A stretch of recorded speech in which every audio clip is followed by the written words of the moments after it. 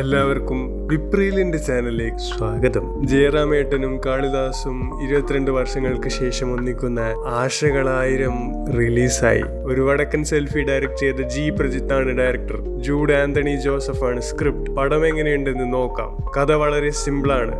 ജയറാമേട്ടൻ ഹരിഹരൻ എന്നൊരു typical family മാനാണ്. മകൻ അജീഷ് അഥവാ ജൂനിയർ പ്രിൻസ് സിനിമയിൽ അഭിനയിക്കാൻ നടക്കുന്ന ഒരാൾ. ഇവർ തമ്മിലുള്ള ഒപ്പീനിയൻ ഡിഫറൻസും അത് ഫാമിലിയിൽ ഉണ്ടാക്കുന്ന ചില ഇഷ്യൂസുമാണ് മെയിൻ പ്ലോട്ട്. പുതിയ കഥ ഒന്നുമല്ല. പടത്തിന്റെ main plus point Jayaram Kalidas കെമിസ്ട്രിയാണ്. റിയൽ ലൈഫിൽ ആ കണക്ഷൻ സ്ക്രീനിൽ നന്നായി വന്നിട്ടുണ്ട്.